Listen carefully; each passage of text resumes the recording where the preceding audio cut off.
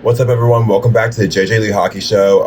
Final episode of the year, which is crazy. The year went by so fast, so I'm going to be talking about the playoffs again today and just some other news. I will be trying to continue doing my show like on my YouTube though, so please subscribe. My account is JjLee_hockey. Again, that's JjLee_hockey. I'm going to try and continue doing weekly uploads on there, which I already post. I already upload every episode of this show. I record on my iPad, upload it to my YouTube already, so you can catch any episode that you may have missed or the old episodes you want to go back to or whatever. So please subscribe there. But otherwise, this is the last show of the year, so let's get into it. Just got some news, like I said, about some like small news around, not small, but like I have a few bits of news around the NHL, and then I'm going to talk about the playoffs. First, we saw the Philadelphia Flyers hire Rick Tocchet as their new head coach, a 5-year contract worth $25 million. This was first reported by Anthony Sanfilippo, I think is how you pronounce that. Tocchet's coaching record in his career is 286 wins, 265 losses, and 87 overtime losses. That's good for a .516 points percentage. His record is with different teams is 53, 69, and 26 with 2 seasons with the Lightning, 125, 131, and 125 wins, 131 losses, and 34 overtime losses with the Coyotes in 4 seasons, and then 108 wins, 65 losses, and 27 overtime losses, and 3 seasons with the Canucks. He also won the Jack Adams Award last year in 2024 with the Canucks.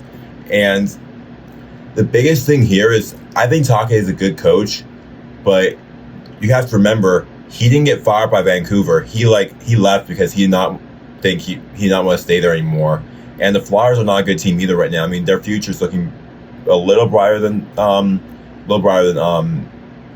Vancouver's, but the fact that he talked to like the Bruins, I'm pretty sure, and the Penguins, like other teams that don't have a bright future, yet he still wanted to leave the Canucks, and also he took the same amount of money from the Flyers as the Canucks offered him, so that he rejected from the Canucks. So that's basically showing that there's something on with this Canucks team. It's not just them being bad or whatever. Like we've known for a while now, their locker room is probably a toxic environment, and yeah, just it does not look this is not looking good for Vancouver right now, just as far as what it kind of indicates about their atmosphere. Remember last year they had an amazing season. It looked like they were finally about to be a good team again. Had one of the brighter futures in the league. They made the second round of the playoffs. Like I said, he won the Jack Adams Award last year, and I thought they had a pretty good team. Like they have Quinn Hughes, Elias Pettersson, they had JT Miller, and Thatcher Demko and everything, but then it just completely fell apart this year. I know Thatcher Demko does have injury problems, but just Pettersson fell off this year. He really wasn't the same, and really it's crazy just the fall from grace they had in just a single short year. Pettersson, now everyone's questioning if he'll ever get back to the form that he was a couple years ago. I mean, 2023 he was absolutely amazing. Last year he kind of dipped a little bit, but was still pretty good. But then this year you could just tell he's not the same player. And really, last year had one of the brightest futures in the league, and now this year all they really have going for them is Quinn Hughes being one of the best defensemen in the league. And if they're going into a rebuild, or even worse, or just stuck in the middle in no man's land, then I think it's very likely Quinn Hughes leaves in 2027 when his contract expires. I just can't see him staying if the Canucks are about to be bad / mid for years and years to come. You have to feel for Canucks fans, because remember in 2020 they looked like they had a bright future ahead of them. Fell off hard in 2021, went completely back to being bad. It's just every time this franchise looks like they have hope, it looks like they have a great future, it just falls apart. And now, once again, it's not just a matter of having to rebuild, or trying to get some young players or whatever, they've got a whole toxic environment. They're going to have to completely blow up the core or I guess that is a rebuild. I should say it's not just a matter of like being able to retool. Is a better word, or just try and like make a few moves. Like they're gonna have to. Their core is just a toxic environment, and another thing that gets hard is when players aren't doing well or not doing well with their teammates and stuff. You never know how hard it's going to be to trade them or make moves. So yeah, just it does not look good for the Canucks, and I feel for their fan base honestly, but yeah, it's been a long time since they've really had glory. Basically, they haven't had anything since like 2011, which they still lost in the Stanley Cup final, but that's the last time they were really a good team. Speaking of the Canucks, they did hire a new coach, Adam Foote. This was reported by Darren Dreger, and obviously a new coach. He played 19 seasons in the NHL, 17 with the Colorado Avalanche / Quebec Nordiques, and 3 of the Columbus Blue Jackets before retiring in 2011. Had 1,154 games played, 66 goals, 242 assists, and 308 points. So, I mean, he was a pretty good NHLer.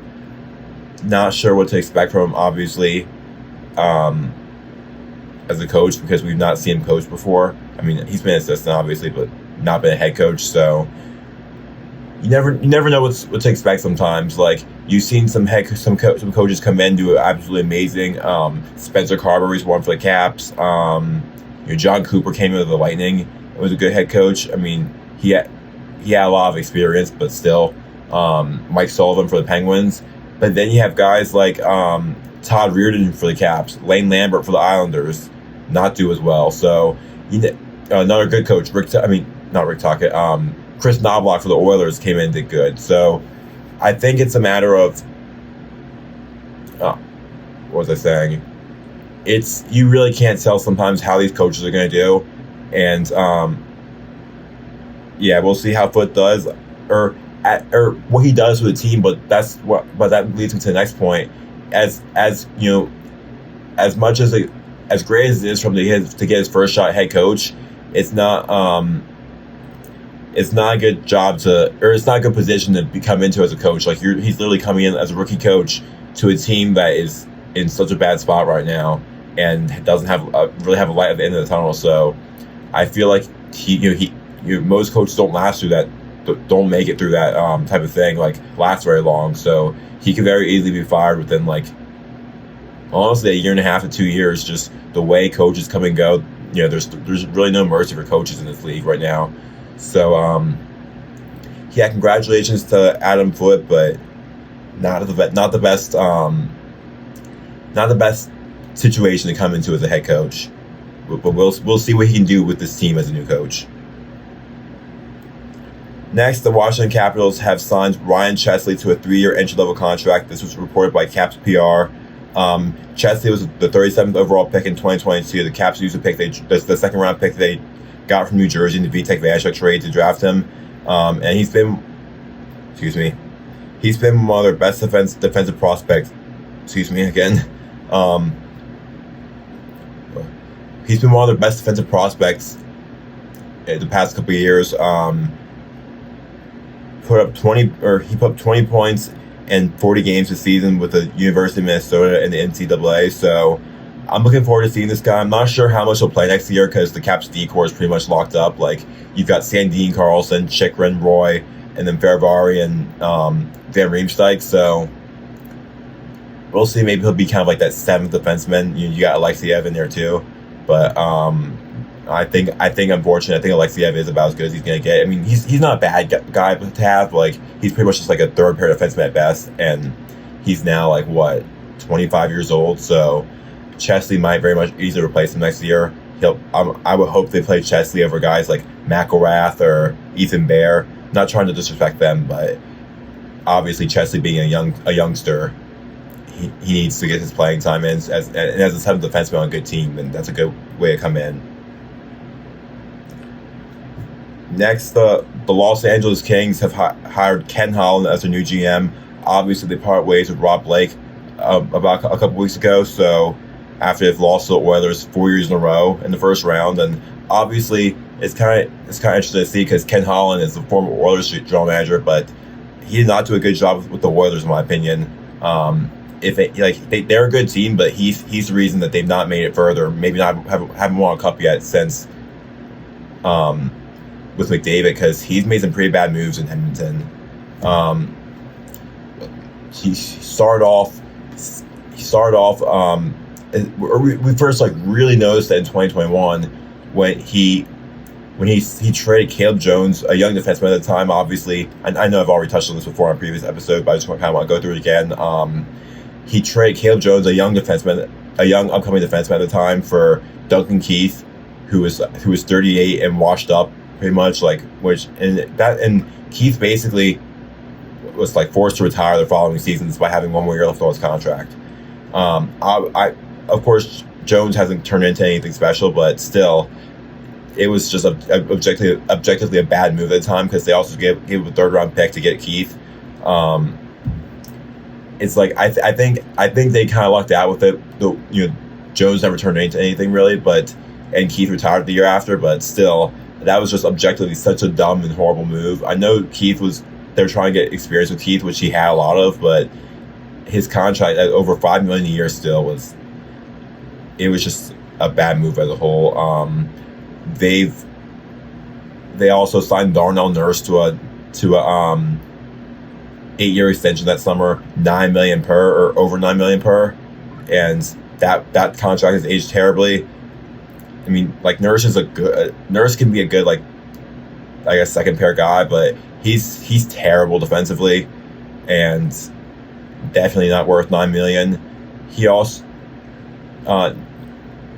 Ken Holland also did not do anything with their goaltending situation. Relied on Mike Smith for a couple of years, which was a pretty weak tandem of him, and it was like Mikko Koskinen and stuff. And then Stuart Skinner comes up, but he doesn't, and he also signs Jack Campbell. That was another bad contract. Signing Jack Campbell to a 5-year deal that aged terribly, and excuse me, I'm trying to remember what I was saying.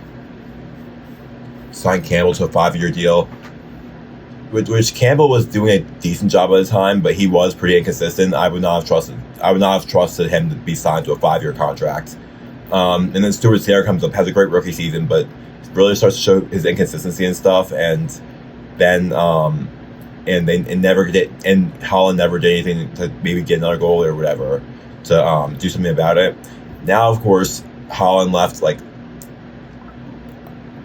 was it last year or the year before? I'm pretty sure it was last summer that Holland left the Oilers as general manager, but still just a really bad move. Just a lot of bad moves by him.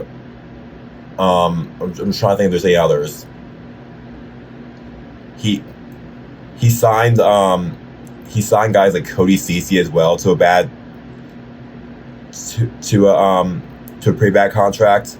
That obviously they traded him away. They were able to trade him away, luckily, last year, but that was another bad one.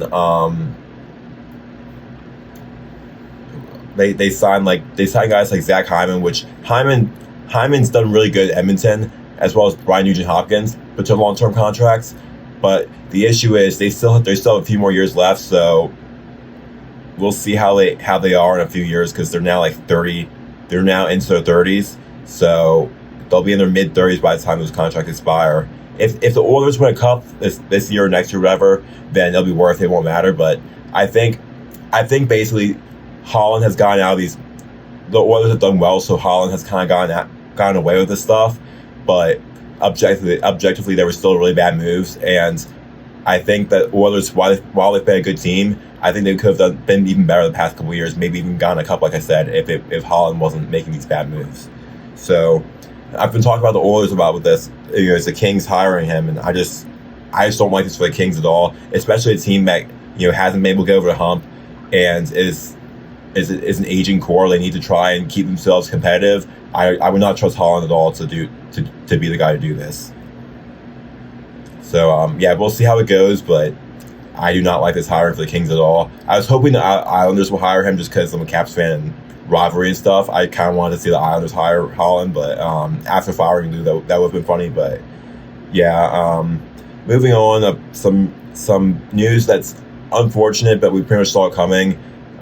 Caps legend Nicklas Backstrom signs a 1-year deal with Brennus IF in Sweden, which was reported by Aftonbladet, I think is how you say the name. It's I think it's a Swedish source, so it's so I'm not sure how to pronounce it, but yeah, I'm pretty sure it's Aftonbladet or Bladet. But yeah, in Backstrom's career, he had or before I get into his career, I unfortunately think this does mean Backstrom is done in the NHL. He already hasn't played since October of 2023, and remember that was an attempt to come back from a injury. So he had the hip surgery in 2022, and we thought then, there's a chance he could be done in the NHL. He comes back in January 2023, trying to make a comeback to the NHL, and we were very hopeful at the time. But then he takes a step away from the game again in October 2023. So he was already in an attempt to come back, and then took a step away from that. It's not like this was the first time he was stepping away, or that the future of his career was in question. So the fact that he stepped away from from what was already an attempt to come back, and now hasn't played in a year and a half, and now is going back home to play in a league that's less competitive than the NHL. I just unfortunately can't really see Backstrom ever coming back to the NHL, which he only played 8 games in 2023-24 season, but had just 1 point in those games. Yeah, it's unfortunate, but let's be real. I think we knew when he was stepping away in 2023 that that was pretty much over for him. It was sad news to see the other day, but I was a lot more sad in 2023 when I saw him stepping away than I am now, because I pretty much knew that it was over. Whereas now it was more like, we kind of know this was the inevitable for a year and a half now. I'm just happy to see him have a chance to continue playing at all, and over in his hometown, the team. This is the team that he played for before the NHL, so I am happy for him to be able to see him at least have a chance to keep playing, which I still think is guaranteed. Like I think they're going to try and ease him back in, see how he does, see how he feels. But I am really hopeful for him in that at least he has a chance to keep playing. In Backstrom's career, 1,105 games played, 271 goals, 762 assists for 1,033 points over 17 seasons with all of the Washington Capitals. Second in franchise history in games played, fourth in franchise history in goals, first in franchise history in assists, and second in franchise history in points. 45th all-time in assists, and currently 33rd all-time in assists per game, which is 0.69. So that's a very good career. There's a lot of debates on whether or not he's a Hall of Famer. I think he should get in. Personally, of course, I know I'm a Caps fan, but he's one of the greatest Swedish players ever, which I know isn't everything because some countries haven't had a lot of NHLers come from them, but Sweden has had a lot of NHL legends. You got guys like the Sedins, Daniel Alfredsson, and all them. And Backstrom is, while he's not as great as like all of them, I'd say he probably is about the level of the Sedin twins, or at least maybe not quite there, but like not far below them and stuff. I think Backstrom is just very underrated, one of the most underrated players or arguably the most underrated player of his generation. So I'd say he should get in the Hall of Fame. Probably not right away, but I think he should get in eventually. He's just one of the best passers of his generation, and his IQ as well was amazing. I think as time goes on, people will remember him and start to realize his greatness. Because throughout his entire career, he's been kind of in Ovechkin's shadow, unfortunately. But I think as time goes on, people will realize that he is a superstar in his own right and a legend in his own right. So yeah, I really hope he gets in the Hall of Fame, though. One of my favorite players that I've grown up watching, and I think he 100% deserves it. But I'm going to take a break right now, play some music for a few minutes, and I'll be back to start talking more about the playoffs going on. Welcome back, and now I'm going to be talking about the playoffs, because we've seen a lot in the playoffs throughout as the second round is now over. Unfortunately, the Carolina Hurricanes eliminated the Washington Capitals in 5 games. Watching the games, the Hurricanes just outplayed the Caps game four, or game three, I felt like the Caps had more momentum.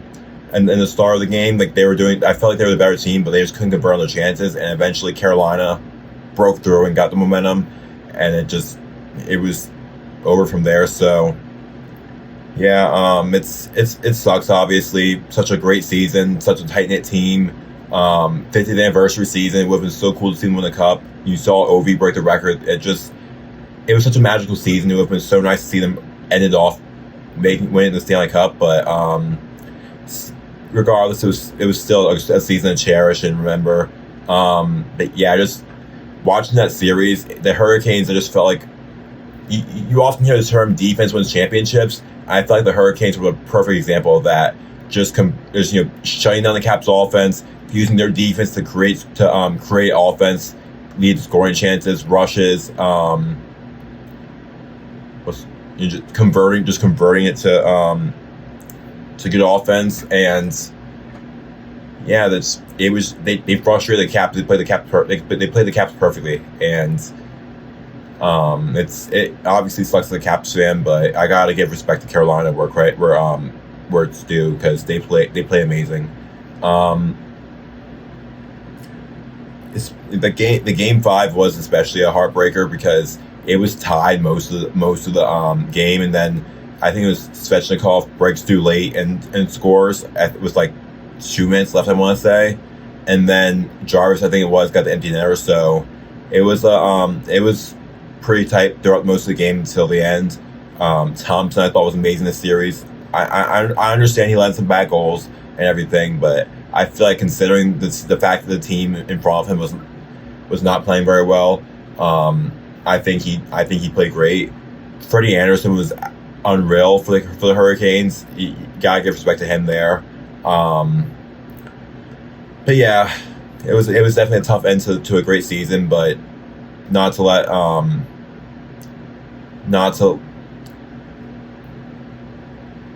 sorry, I'm lost my train of thought again. Not to let it ruin the season that we should definitely cherish, because it was still a season to remember for sure. Moving on, we saw the Edmonton Oilers defeat the Vegas Golden Knights in 5 games as well.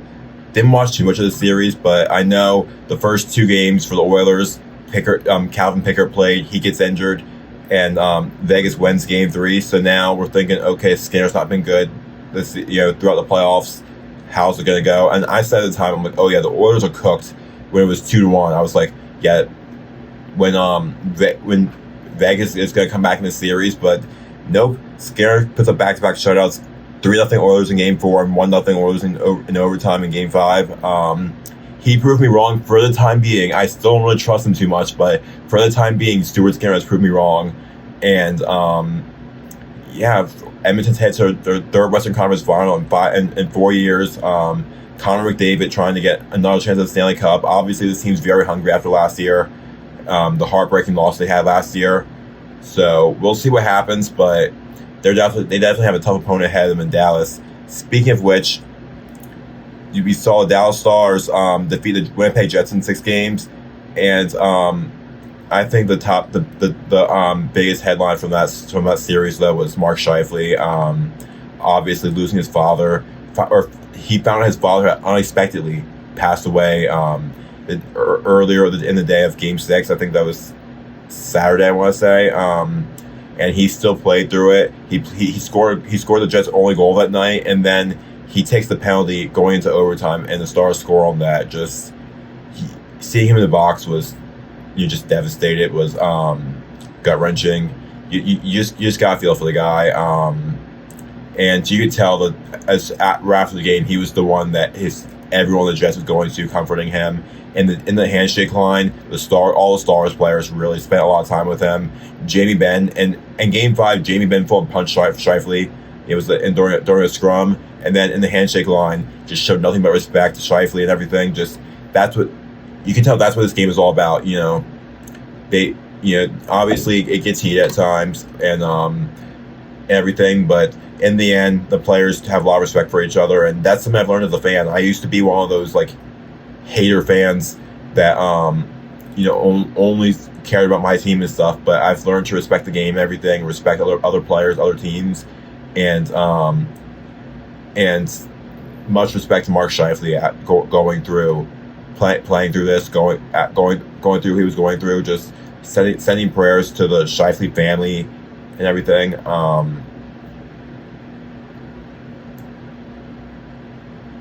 Yeah, that's pretty much all I have to say. But rest in peace to I think it's Brad Scheifele. I think it's his dad's name. And yeah, sending prayers to Mark and his family.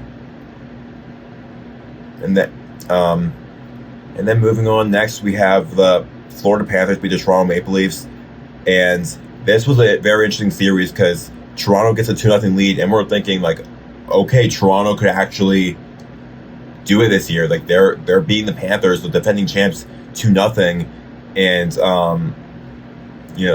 like I guess some people probably were already predicting them to blow it like the Leafs always do, but I actually really thought the Maple Leafs were going to do it, pull through, but then the Panthers win 3 in a row to take a 3-2 lead. Game 4 was 2-0 Panthers. Game 5 was 6-1 Panthers, so the Leafs had some pretty embarrassing losses there. Toronto then forced a Game 7 and Game 6 with a 2-0 win. We thought, okay, exciting Game 7 ahead, and there was a lot of people questioning, will the Panthers defeat them, or will the Leafs break all the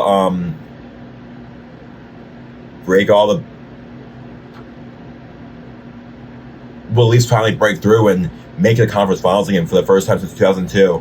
But no, they lose 6-1 to the Panthers in Game 7, and there's a lot of questions on the Leafs. Like, obviously, for years it was they couldn't get past the first round from 2004 to 2023. But still, like 2023, they get to the second round. They lose to the Panthers in 5 games, and they were down 3-0. So they win Game 4, but then lose Game 5. They still did not do much better than making it past the first round. Then this year, they technically made 7 games in the second round, so they were 1 game away from the conference finals. But they blew a 2-0 lead. They had an embarrassing Game 5 and embarrassing Game 7, which are 2 very important games, because Game 5, even though they weren't on the brink of elimination, that's still a very momentum shifting game in a series. So, I mean, yes, they technically did get 1 game for the conference finals, but you look at the way this series went, it really was still embarrassing for them. And now there's a whole bunch of questions being asked, especially on Mitch Marner, because he repeatedly time and time again cannot show up in the playoffs in these big moments. We also saw in the Four Nations tournament he did not do a whole lot. So aside from that, overtime winning goal in the first game for Canada. So yeah, there's a lot of speculation that he might be on his way out of Toronto. He was asked about it, and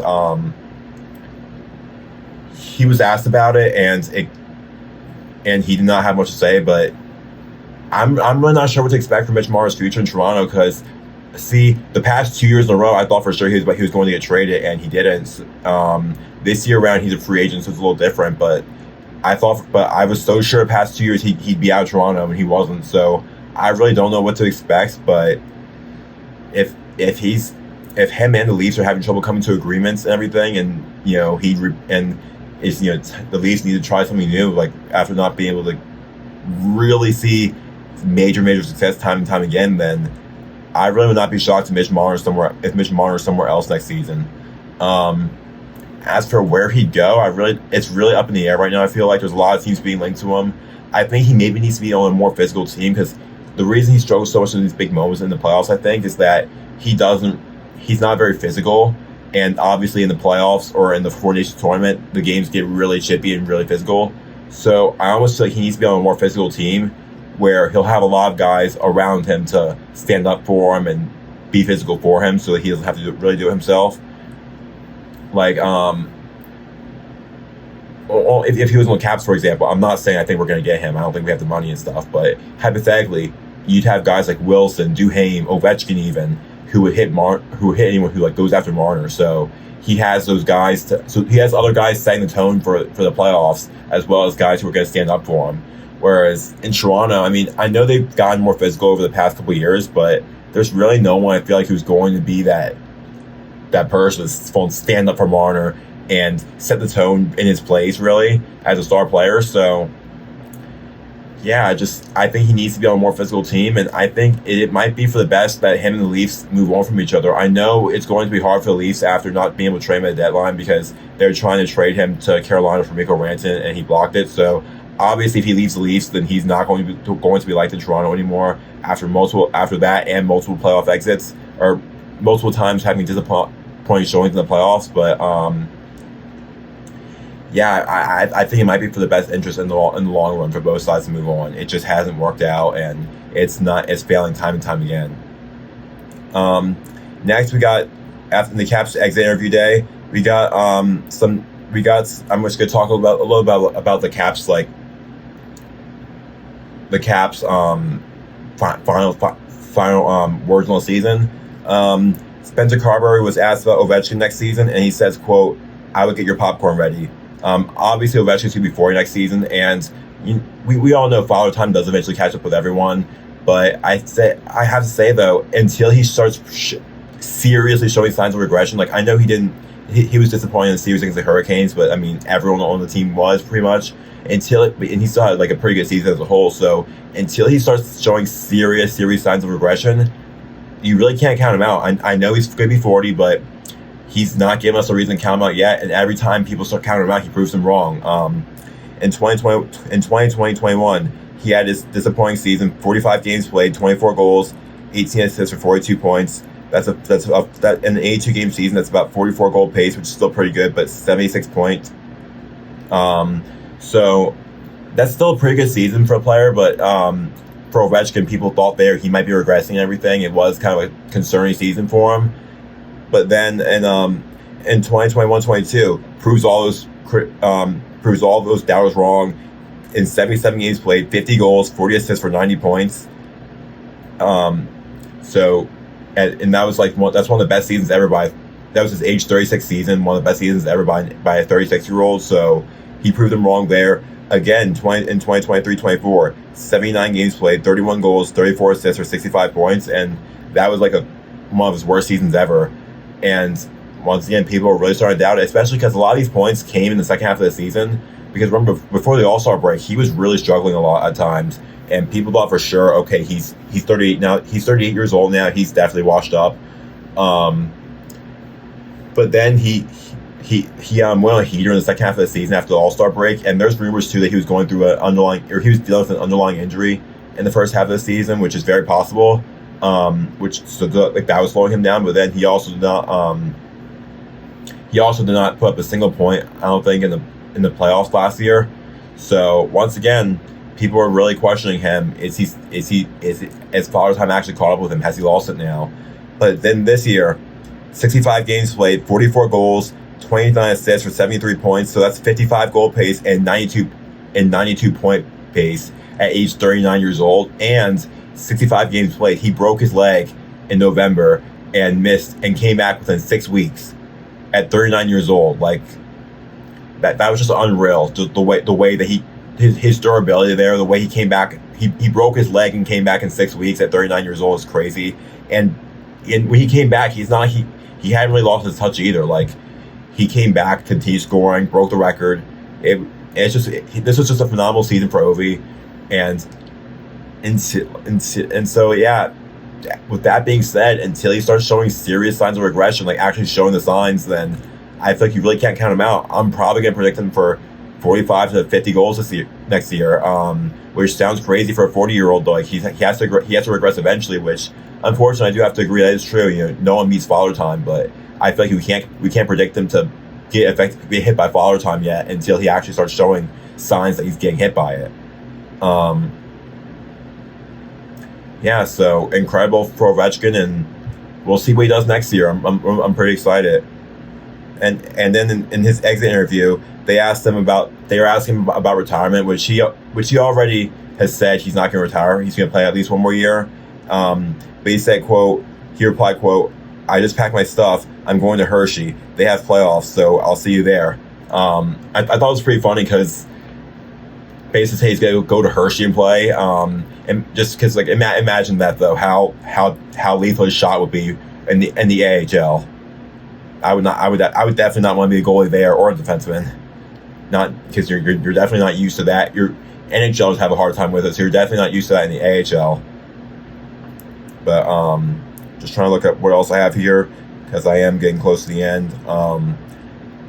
It was reported by It was revealed by Jacob Chikrin that him and Charlie Lindgren would have Bible studies this year. This was reported by Sammy Silver, and I think that's just amazing. How tight knit this team was this year. Having their off ice traditions, being so tight on the ice, having their off ice things they have in common. In this case, they practice religion together, which is such a great way to bond with people and bond with your teammates. Also, because also another thing is a lot of people will like to keep that stuff private, which rightfully so. So the fact that Chikrin was willing to open up about that and reveal what they were doing together, I think that's absolutely amazing, and it just goes to show how close this team is.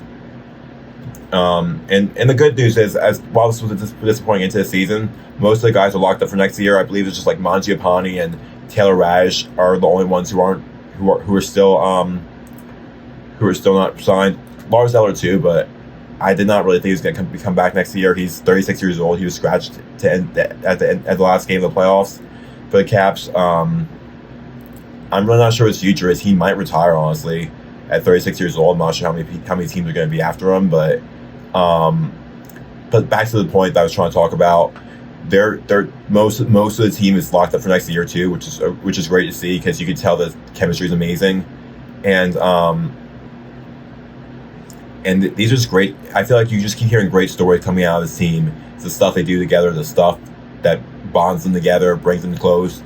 It helps them together on the ice, and I already can't wait to see what they're going to do next season. I think it's going to be another great season, especially guys like Protas, Leonard, hopefully getting better.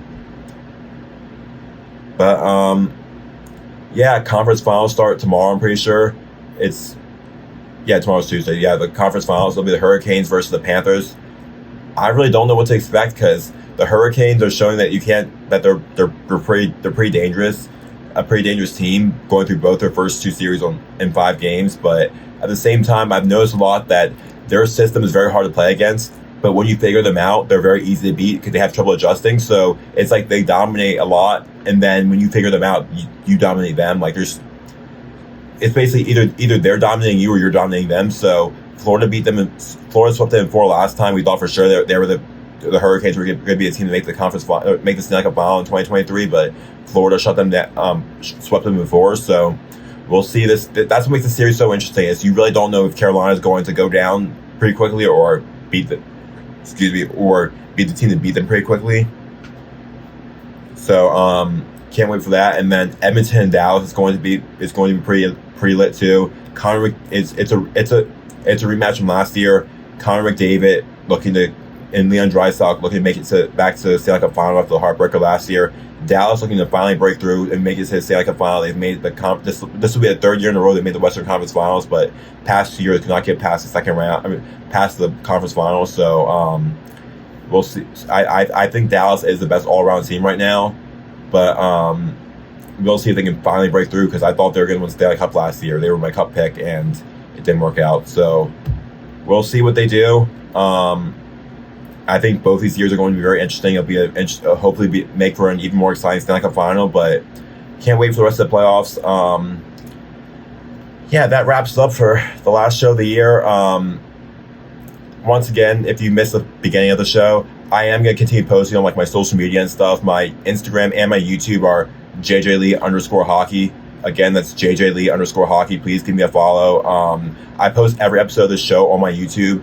So if you miss any episodes or want to go back to some old ones, they're all on there. I'm also going to try and keep posting weekly uploads on my YouTube as the playoffs keep going along, and we get into the off season. So you can check those out there. I'll hopefully I'll do them over winter. I was planning to do the same thing over winter break, but never got to it. So hopefully I'll get to it this summer and everything. But either way, I do still post a lot of content on both those pages, both those platforms. So please, a follow would be greatly appreciated. But as far as the doing it here on the radio goes, that does wrap it up for the year. I want to thank all of you for coming along this year, listening to my first year doing this radio show. It's been amazing. I've really enjoyed it and everything. But yeah, that wraps it up for the year. I hope everyone has an amazing summer, and peace out. Or as me and my friend like to say, deuces, everyone. Have a great summer. Thank you for listening.